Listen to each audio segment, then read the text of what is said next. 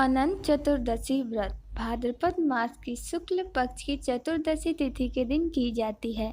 इस साल यह 28 सितंबर गुरुवार के दिन मनाई जाएगी। हिंदू मान्यताओं के अनुसार अनंत चतुर्दशी करने से जातक को भगवान विष्णु की कृपा प्राप्त होती है।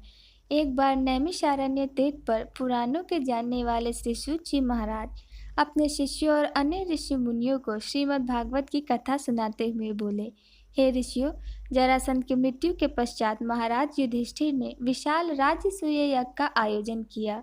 उस यज्ञ में दूर दूर से भारतवर्ष के बड़े बड़े राजा महाराजा सम्मिलित हुए। पांडवों द्वारा बसाया गया नगर इंद्रप्रस्थ बहुत ही सुंदर था। उसका वैभव और स्थापत्य देखते ही बनता था। पांडवों के लिए असुरों के शिल्पी में दानव ने बहुत ही सुंदर भवन का निर्माण किया था। उस भवन में कई ऐसी विशेषताएं थी जो उस भवन को देखने वाले को भ्रम में डाल देती थी। उसमें जहाँ पर अग्नि प्रज्वलित होती दिखाई दिखती वहाँ सब कुछ सामान्य होता, जहाँ जल होता वहाँ स्थल होने का आभास होता, और जहाँ स्थल होता वहाँ जल होने का भ्रम होता। ऐसी विशेषताओं वाले उस भवन को देखने के लिए दुर्योधन भी गया और उस भवन की भव्यता और सौंदर्य को देखकर विस्मित हो गया। एक स्थान पर जहाँ जल था परंतु स्थल होने का आभास होता था, वहां वो जल में गिर पड़ा और उसे ऐसी अवस्था में देखकर द्रौपदी को हंसी आ गई और उसने दुर्योधन को अंधे का पुत्र अंधा कह दिया। द्रौपदी द्वारा किए गए इस अपमान से दुर्योधन तिलमिला उठा और उसने पांडवों और द्रौपदी को अपमानित करने और उनसे उनके राज्य छीनने की इच्छा से पांडवों को हस्तिनापुर आकर धूत जुआ चौसर खेलने का निमंत्रण दिया और उस चौसर के खेल में कपट द्वारा पांडवों का राज्य छीनकर उन्हें दास बना लिया और महारानी द्रौपदी को जीतकर उन्हें दासी कहकर अपमानित किया और उनके चीरहरण का प्रयास किया। उस समय द्रौपदी के सम्मान की रक्षा स्वयं भगवान कृष्ण ने की थी। उसके बाद पांडवों को 12 वर्ष के वनवास और 1 वर्ष के अज्ञातवास का प्रण निभाने के लिए कहा गया। एक सम्राट से महाराज युधिष्ठिर एक वनवासी बन गए थे। उनका समस्त वैभव उनके पास से चला गया था। वो अपने भाइयों और रानी द्रौपदी के साथ वन में रहने के लिए विवश हो गए। एक बार जब भगवान श्री कृष्ण उनसे भेंट करने के लिए आए, तब उन्होंने दुखी होकर उनसे अपने मन का सारा हाल कहा और उनसे उपाय पूछा कि कैसे उनकी समस्त परेशानियों का नाश हो सकता है। कौन सा ऐसा व्रत और पूजन है जिसके करने से उनके खोया हुआ सम्मान और राज्य प्राप्त हो सकता है। तब भगवान श्री कृष्ण ने उन्हें अनंत चतुर्दशी के व्रत का विधान सुझाया। श्री कृष्ण ने कहा, हे धर्मराज, अनंत भगवान का व्रत एवं पूजन करने से आपकी समस्त परेशानियों और दुखों का नाश हो जाएगा और जो कुछ भी आपने खोया है वह पुनः आपको प्राप्त हो जाएगा। आपकी सभी मनोकामनाएं पूरी होगी। यह कहकर भगवान श्री कृष्ण ने उन्हें अनंत चतुर्दशी के व्रत की विधि बताकर उसकी कथा सुनाई। अति प्राचीन काल में सतयुग के समय एक ब्राह्मण हुआ करता था। उसका नाम सुमंत था। उसका विवाह वशिष्ठ गोत्र में उत्पन्न हुई भृगु की सुंदर कन्या से हुआ और विवाह के बाद उनके उत्तम गुणों वाली कन्या का जन्म हुआ। उन्होंने उनका नाम सुशीला रखा। सुशीला की अल्पायु में उसकी माँ का स्वर्गवास हो गया। तब उसके पिता सुमंत का दूसरा विवाह कर्कशा नाम की कन्या से हुआ। कर्कशा स्वभाव से बहुत ही दुष्ट थी। वो सुशीला के प्रति द्वेषपूर्ण भाव रखती थी। कर्कशा अपने पति से भी प्रतिदिन झगड़ा किया करती थी। समय के साथ सुशीला की आयु बढ़ती गई और वो विवाह के योग्य हो गई। उसके रूप और गुणों की चर्चा सुनकर वेदों के ज्ञाता और मुनियों में श्रेष्ठ कौंडिल्य ऋषि सुमंत के पास सुशीला से विवाह की इच्छा लेकर आए। कौंडिल्य ऋषि ने सुमंत से उसकी पुत्री सुशीला का विवाह उनके साथ करने के लिए कहा। सुमंत ने खुशी के साथ अपनी पुत्री का विवाह कौंडिल्य ऋषि के साथ कर दिया। अपनी पुत्री को विदा करते समय उसे कुछ देने की इच्छा से सुमंत अपनी पत्नी कर्कशा से कहा, तो उसने घर के सारे पुराने सामान और बारात के खाने के लिए रास्ते के भोजन के लिए रात का बचा हुआ भोजन बांध दिया। यह सब सुशीला ने देख लिया। उसको यह देखकर बहुत दुख हुआ। उसे लगा कि जब उसके ससुराल वालों को यह सब पता चलेगा तो उसका कितना अपमान करेंगे, उससे उनका तिरस्कार भी सहना पड़ेगा। यह सोचकर उसके मन में आत्महत्या का विचार आया। जब मार्ग में सब नदी के किनारे रुके तो सुशीला नदी में डूबकर आत्महत्या करने के विचार से वहां पहुंच गई। वो जब वहां पहुंची तो उसने देखा कि वहां पर बहुत सी स्त्रियां कोई पूजन कर रही थी। सुशीला ने उन स्त्रियों से पूछा कि आप लोग यह क्या कर रही हो। तब उन्होंने उसे बताया कि आज अनंत चतुर्दशी है और हम सब अनंत भगवान का व्रत एवं पूजन कर रहे हैं। इसके करने से मनुष्य की सभी मनोकामनाएं पूर्ण होती है। तब सुशीला ने उनसे अनंत चतुर्दशी के व्रत एवं पूजन की विधि पूछी। तब एक स्त्री ने उसे बताया कि हे सुशीला, यह अनंत चतुर्दशी का व्रत है और इसमें भगवान विष्णु के अनंत स्वरूप का व्रत और पूजन किया जाता है। पूजन के बाद 14 ग्रंथि वाला धागा शुद्ध करके स्त्रियां अपने बाएं हाथ पर और पुरुष अपने दाएं हाथ पर बांधते हैं। इस धागे को बांधते समय अनंत भगवान से प्रार्थना करें कि हे अनंत देव, आप इस संसार रूपी सागर से मुझे पार लगाओ, मेरा उद्धार करो, आपको मेरा बारंबार प्रणाम है। फिर सूत्र को अपने हाथ में बांधे और अनंत भगवान का ध्यान करे। तब सुशीला ने वही व्रत का संकल्प किया और पूजन करके अपने बाएं हाथ पर 14 ग्रंथि वाला सूत्र बांधा और अनंत भगवान से प्रार्थना करी, हे प्रभु, आप तो सब जानते हैं, आज मेरे ससुराल वालों के समक्ष मेरी और मेरे पिता की लाज रखो। मैं आपसे यही मांगती हूँ। यह ध्यान करके जब सुशीला वापस उसी स्थान पर पहुंची तो उसके पति ने उससे पूछा कि वो कहाँ गई थी। तो उसने कहा कि आज अनंत चतुर्दशी है और मैं नदी के किनारे अनंत भगवान का पूजन करने गई थी। इधर उसके बारात के सब लोग आनंद से भोजन कर रहे थे। वहाँ भोजन में तरह तरह के पकवान थे। सबने सुशीला के परिवार की प्रशंसा की। तब सुशीला ने अनंत भगवान का आभार किया और अपना व्रत पूर्ण किया। जब वो अपने ससुराल पहुंची तो उसने अनंत चतुर्दशी के व्रत का महात्म्य पता चला। उस व्रत के प्रभाव से उसके परिवार में सुख समृद्धि बढ़ने लगी और धन्य धान्य से उसका घर परिपूर्ण हो गया। उसका जीवन सुखमय हो गया।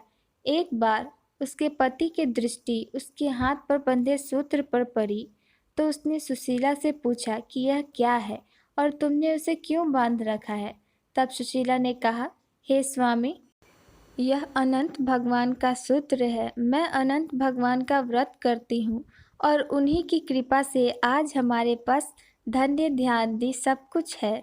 सुशीला के ऐसे वचन सुनकर कौंडिल्य ऋषि अहंकारवश अनंत सूत्र को तोड़कर जलती हुई अग्नि में फेंक दिया। सुशीला ने तुरंत अनंत सूत्र को आग से निकाला और उसे दूध में डाल दिया।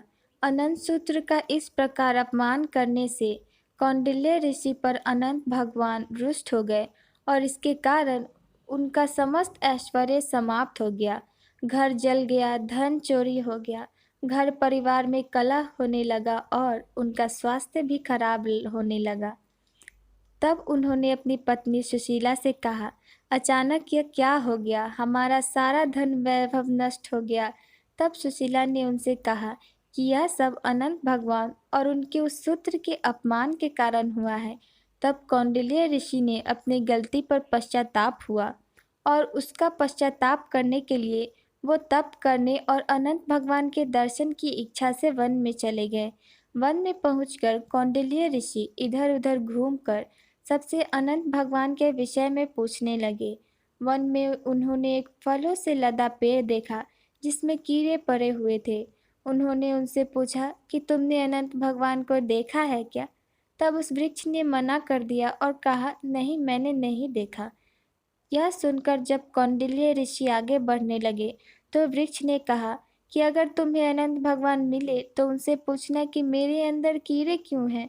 तब कौंडिल्य ऋषि हाँ कहा और आगे बढ़ गए। अनंत भगवान के दर्शन की इच्छा मन में लिए कौंडिल्य ऋषि वन में आगे बढ़ते रहे। वन में उन्हें घूमती गाय और बछड़े मिले। तब कौंडिल्य ऋषि ने गायों से पूछा, हे गौ माता, क्या तुमने अनंत भगवान को देखा है। तब उस गाय ने भी मना कर दिया। आगे कौंडिल्य ऋषि को एक बैल मिला, उससे भी उन्होंने वही प्रश्न किया तो उस बैल ने भी मना कर दिया। उससे आगे उन्हें 2 पुष्करनियाँ मिली, उनसे भी उन्होंने वही सवाल किया और उन्होंने भी वही उत्तर दिया जो उनसे पहले सबने दिया था। इस प्रकार कौंडिल्य ऋषि वन में आगे बढ़ते रहे और उन्हें जो भी मिलता उससे वो यही प्रश्न पूछते कि क्या आपने अनंत भगवान को देखा है। परंतु किसी ने भी संतोषजनक उत्तर न पाकर वो बहुत दुखी हुए और उन्होंने अपने प्राण त्यागने का निश्चय कर लिया। जब उन्होंने आत्महत्या का प्रयास किया, तभी अनंत भगवान एक ब्राह्मण के रूप में प्रकट हो गए और कौंडिल्य ऋषि को लेकर एक गुफा के अंदर चले गए। उस गुफा के अंदर कौंडिल्य ऋषि को बहुत सुंदर लोक दिखा। वहाँ पर चारों ओर एक दिव्य प्रकाश फैला हुआ था। वहाँ पर सभी लोग प्रसन्न थे। वहीं पर उन्हें अनंत भगवान के विश्व रूप की दर्शन हुए। एक दिव्य सिंहासन पर अनंत भगवान शंख, चक्र, गदा लिए गरुड़ के साथ विराजमान थे। भगवान के विराट रूप को देखकर कौंडिल्य ऋषि ने उनकी स्तुति करी और अपनी गलतियों के लिए उनसे क्षमा मांगी। कौंडिल्य ऋषि के भक्ति युक्त वचन सुनकर अनंत भगवान ने उनसे कहा, हे कौंडिल्य, तुम किस इच्छा से मुझे खोज रहे थे? तुम भय मुक्त होकर मुझसे अपनी मन की बात कहो। तब कौंडिल्य ऋषि ने कहा, हे प्रभु, मैंने अज्ञान और अहंकार के कारण आपका अपमान किया और आपके अनंत सूत्र को अग्नि में फेंक दिया, जिसके कारण मेरी सारी संपत्ति नष्ट हो गई, मेरे परिवार में अशांति हो गई, मेरी मान प्रतिष्ठा धूमिल हो गई। मैं अपनी गलती की क्षमा प्रार्थना लेकर आपके दर्शनार्थ यहाँ आया हूँ। आपके दिव्य स्वरूप के दर्शन पाकर मेरा जीवन धन्य हो गया। हे प्रभु, मैं आपसे अपने अपराध के लिए क्षमा मांगता हूँ और मेरे जीवन में सब कुछ पहले जैसा कैसे होगा, इसका उपाय भी कृपा करके बताइए। तब अनंत भगवान को उस पर दया आ गई और उन्होंने कहा, हे कौंडिल्य, तुम अपने घर जाकर 14 वर्षों तक अनंत चतुर्दशी का व्रत एवं पूजन पूरी श्रद्धा और भक्ति के साथ करो। अपने दाएं हाथ में 14 ग्रंथि युक्त अनंत सूत्र बांधना। ऐसा करने से तुम्हारे सभी कष्टों का नाश हो जाएगा, तुम्हारी सभी मनोकामनाएं पूरी होगी, जीवन में सभी सुख भोगकर तुम अंत समय में सद्गति को प्राप्त करोगे। भगवान के ऐसे वचन सुनकर कौंडिल्य ऋषि को संतोष हुआ। तब उन्होंने अनंत भगवान से मार्ग में मिले वृक्ष द्वारा पूछे गए प्रश्न के विषय में पूछा। तब अनंत भगवान ने उसे बताया कि वो वृक्ष पूर्व जन्म में एक विद्वान ब्राह्मण था, परंतु उसने विद्यार्थियों को शिक्षा न देकर जो पाप अर्जित किया था, वह उसी का परिणाम है। उस फलदार वृक्ष पर फल तो आते हैं, पर कीड़ों के कारण कोई उनका उपभोग नहीं करता। कौंडिल्य ऋषि के मन में वन में मिले अन्य जीवों के विषय में जानने की इच्छा हुई। उन्होंने अनंत भगवान से उनके विषय में पूछा, तो उन्होंने बताया कि वो दोनों पुष्करनी पूर्व जन्म में बहनें थीं। उन्होंने तब कोई पुण्य कर्म नहीं किया, ना ही किसी याचक को भिक्षा दी, ना ही कोई धर्म का कार्य किया। इसलिए परस्पर लहरें उन पर आकर टकराती है, परंतु जल वहाँ नहीं रुकता। अनंत भगवान ने आगे कहा कि वो गाय पृथ्वी है, वह बैल धर्म है, गधा क्रोध है, वह हाथी अहंकार है, वह गुफा संसार है और मैं अनंत हूँ। फिर कौंडिल्य ऋषि ने अपने घर आकर अपनी स्त्री के साथ 14 वर्ष तक अनंत चतुर्दशी के व्रत का पालन किया और अनंत भगवान की कृपा से उनके जीवन के समस्त सुख भोग कर स्वर्ग को चला गया। फिर भगवान श्री कृष्ण ने धर्मराज युधिष्ठिर से कहा कि आप भी इस व्रत को करें। जैसे कौंडिल्य ऋषि और सुशीला की सभी मनोकामनाएं अनंत भगवान ने पूर्ण करी थी, उसी प्रकार तुम्हारी भी सभी मनोकामनाएं पूर्ण होगी। जो कुछ भी आपने खोया है वह सब आपको पुनः प्राप्त होगा।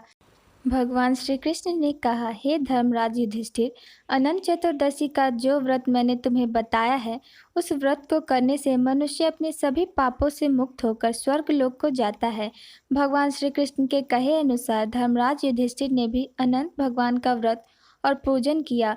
व्रत के प्रभाव से उनके सभी मनोरथ सिद्ध हुए और महाभारत के युद्ध में जीतकर उन्हें उनका राज्य और यश पुनः प्राप्त हुआ और मनोपरांत पांडवों को स्वर्ग प्राप्त हुआ।